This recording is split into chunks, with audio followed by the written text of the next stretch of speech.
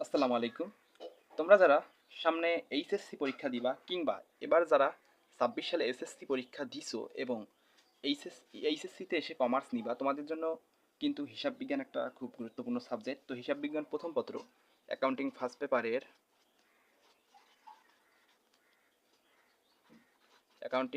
পেপারের first chapter হিসাব বিজ্ঞানের পরিচিতি, এই অধ্যায়টা থেকে কিন্তু তোমাদের বার্ষিক পরীক্ষায় বা বোর্ড পরীক্ষায় এসএসসিতে একটিমাত্র সৃজনশীল এসে থাকে। তো আমরা অধ্যায়টা ডিটেলসে আমরা দেখবো না, আমরা পুরো অধ্যায়টা দেখবো যে এই অধ্যায় থেকে কী ধরনের কোশ্চেন আসে এবং কোশ্চেনগুলো আমরা কীভাবে সলভ করবো এবং হিসাব বিজ্ঞানের বেসিক থিওরিগুলো আজকে আমরা এই অধ্যায়ে এই একটি ক্লাসে আমরা শেষ করার চেষ্টা করব খুব অল্প সময়। দেখো, এই অধ্যায়ে ক নম্বরে আসে প্রারম্ভিক মূলধন নির্ণয়। প্রারম্ভিক মূলধন মানে বছরের শুরুতে যা দিই আমরা সেটাকে আমরা প্রারম্ভিক মূলধন বলে থাকি। নিট বিক্রয়, নিট বিক্রয় কি জানো? বিক্রয় থেকে আনুষঙ্গিক যে খরচগুলো আছে এগুলো যদি আমরা বাদ দিই তাহলে আমরা নিট বিক্রয় পাবো। যেমন বিক্রয়, বিক্রয় থেকে বিক্রয় ফেরত, বিক্রয় বাট্টা, অলিখিত বিক্রয়, এই ধরনের খরচ জিনিসগুলো বাদ দিলে আমরা নিট বিক্রয়। সেমভাবে নিট ক্রয়, ক্রয় বাদ ক্রয় ফেরত বাদ ক্রয় বাট্টা, যোগালিখিত অবলিক ধারে ক্রয়, এই ধরনের জিনিসগুলো আমরা বাদ দিলে নিট ক্রয় পাবো। বাট্টা জিনিসটা কি? আমরা কি মানে বাট্টা দুই প্রকার, একটা নগদ নগদ বাট্টা মানে একটা প্রদত্ত বাট্টা, একটা প্রাপ্ত বাট্টা। আমরা যখন কাউকে বাট্টা দিই সেটা প্রদত্ত, আমরা যখন কোনো বাট্টা পাই তখন প্রাপ্ত বাট্টা। এখন এই বাট্টা জিনিসটা নিয়ে তোমাদের একটা বিস্তারিত একটা ছোট ভিডিও দিতে হবে, নাহলে বাট্টাটা পাওয়া না, এটা হিসাব। তারপরে ২ নম্বরে আসে হিসাব খাত, হিসাব শ্রেণী এবং জাবেদা। এই হিসাব খাত আর হিসাব শ্রেণী একই জিনিস, আর জাবেদাটা আলাদা জিনিস। জাবেদা মাস্ট বি সব কিছুতেই আসে, এটা অনেক ইম্পর্টেন্ট, 3 স্টার তাই দিলাম। তারপরে আমাদের যদি আমরা দেখি গ নম্বরে আসে টেবুলার স্টক, হিসাব সমীকরণ আর হিসাব সমীকরণ। আজকের এই ক্লাসটার মধ্যে আমরা শুধু দেখব যে সম্পদ কি আর জাবেদা কিভাবে করা লাগে, প্রারম্ভিক মূলধন, নিট বিক্রয়, নিট করা, এই ধরনের জিনিসগুলো। তো আমরা শুরু করি আমাদের ক্লাসটা। দেখো, কিন্তু ক খ গ এর মধ্যে কিন্তু এই ধরনের সম্পদ 5 প্রকার। সম্পদ 5 প্রকার, না সরি, হিসাব 5 প্রকার।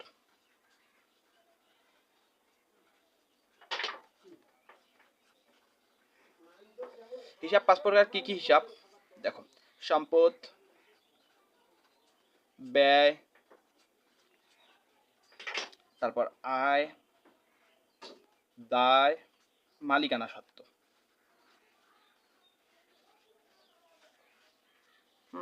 হিসাব 5 প্রকার: সম্পদ, ব্যয়, আয়, দায়, মালিকানা সত্ত্ব। এখন কিভাবে বুঝবো আমরা? দেখো, সম্পদ মানে তোমার কাছে যে জিনিসগুলো আছে, যেমন আসবাবপত্র, যন্ত্রপাতি, সরঞ্জাম, এগুলো সব সম্পদ। ব্যয় কি? তুমি যা ব্যয় করো তাই। মনে করো কোনো একটা জিনিস কিনলা, ক্রয় করলা।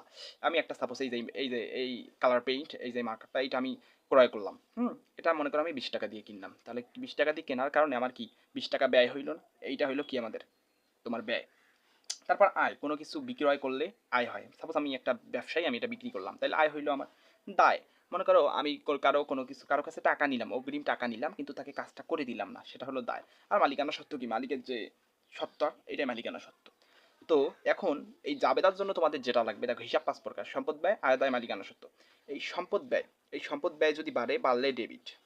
সম্পদ ব্যয় যদি কমে, কমলে ক্রেডিট। সম্পদ ব্যয় এই জিনিসটা মানে বৃদ্ধি পাইলে ডেবিট, হ্রাস পাইলে ক্রেডিট। যদি বৃদ্ধি পায় তাহলে ডেবিট।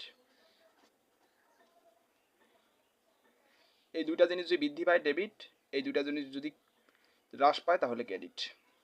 দুইটা জিনিসে কিন্তু একসাথে, বৃদ্ধি পাইলে ডেবিট, হ্রাস পাইলে ক্রেডিট। সম্পদ ব্যয় বৃদ্ধি পারলে মানে বাড়লে ডেবিট, কমলে ক্রেডিট। আয় দায় মালিকানা সত্ত্বেও বাড়লে ডেবিট, কমলে ক্রেডিট। তো এখন আমরা এই পেজটা একটু উল্টাই, এটা আমরা নেক্সট পেজে যাই। দেখো, এবার আমরা এখানে এবার বিস্তারিত উদাহরণের সহ বুঝবো। এখন সাপোজ সম্পদ ব্যয় বাড়লে ডেবিট, কমলে ক্রেডিট, ভালো কথা। এখন দেখো, মনে করো একটা উদাহরণ যদি আমি দেই, তুমি সাপোজ একটি কলম ক্রয় করলা, একটি কলম ক্রয়। এখন ক্রয় করলে কি হয়? ক্রয় করলে ব্যয় হয়। তার মানে এটা কি? ক্রয় হিসাব কি? ডেবিট। ক্রয় করলাম, একটা জিনিস আমি কিনলাম, কিনলে কি আমার ব্যয় হইলো, তাহলে ক্রয় হিসাবটা ডেবিট। তাহলে এখানে লিখবা ক্রয় হিসাব ডেবিট। তারপর কি? ক্রয় হিসাব ডেবিট। এবার তুমি ক্রয় করলা, ব্যয় হইলো, এই ব্যয়টা কি? তুমি তাকে টাকাটা দিলা না, এটা কিনে টাকাটা তার নগদান, এই নগদে যে টাকাটা দিলে এটা তোমার ক্রেডিট। নগদান হিসাব ক্রেডিট। তো এবার আমরা দেখব যে এই যে তুমি যে এখানে আগে লিখছিলাম এই প্রারম্ভিক মূলধন, নিট বিক্রয়, নিট ক্রয়, বাট্টা, এগুলো যে নির্ণয় করবা, কীভাবে নির্ণয় করবা তার একটা আমি তোমার স্যাম্পল ক নাম্বারে যেগুলো না সেই স্যাম্পলগুলো বুঝাই দিচ্ছি। তুমি বছরের শুরুতে যাই পাবা তাই প্রারম্ভিক মূলধন। বছরের শুরুতে আজকে ক নাম্বারগুলো বুঝাই, তারপর খ নাম্বারগুলো। বছরের শুরুতে তুমি যাই পাবা তাই প্রারম্ভিক মূলধন। মনে করো একজন মানুষ, সে 50,000 টাকার 5,000 টাকা যন্ত্রপাতি, 10,000 টাকা নগদ ও 2,000 টাকার আসবাবপত্র নিয়ে ব্যবসা শুরু করলো। তাহলে তার প্রারম্ভিক মূলধন কত? তাহলে প্রারম্ভিক মূলধনটা হবে এই যন্ত্রপাতি, নগদ, আসবাবপত্র, তিনটার যোগফলটাই প্রারম্ভিক মূলধন। বুঝতে পারবে প্রারম্ভিক মূলধনটা কি? তারপর এখানে আছে আমাদের নিট বিক্রয়। নিট বিক্রয় আরেকটা আসে প্রশ্নে, নিট বিক্রয় নির্ণয় করো। নিট বিক্রয় কি? বিক্রয় থেকে যে আনুষঙ্গিক খরচগুলো আছে এগুলো সব বাদ দিলে নিট বিক্রয়। যেমন বিক্রয় বাদ বিক্রয় ফেরত, বাদ বিক্রয় বাট্টা যোগ অলিখিত ধারে বিক্রয়, নিট বিক্রয়। তাহলে পাবো আমরা। তারপর নিট ক্রয়, ক্রয় যোগ বাদ ক্রয় ফেরত, বাদ ক্রয় বাট্টা যোগ অলিখিত ধারে ক্রয়, নিট ক্রয়। এগুলো বাদ দিলে আমরা নিট ক্রয় পাবো। এবার মোট ক্রয়। মোট ক্রয় মানে যত কিছু তুমি ক্রয় করছো এগুলো সব যোগ করলে মোট ক্রয়। যত কিছু তুমি বিক্রয় করছো এগুলো সব বিক্রয় করলে মোট বিক্রয়। আর বাট্টা জিনিসটা কি? যেমন মনে করো আমি তোমাকে একটা কাজ করছি যে 2% বাট্টায় 2% বাট্টায় 10,000 টাকার না, মনে করো 10,000 100 টাকার 2% বাট্টায় 100 টাকার কলম ক্রয়। এটা কিন্তু নগদ বাট্টা।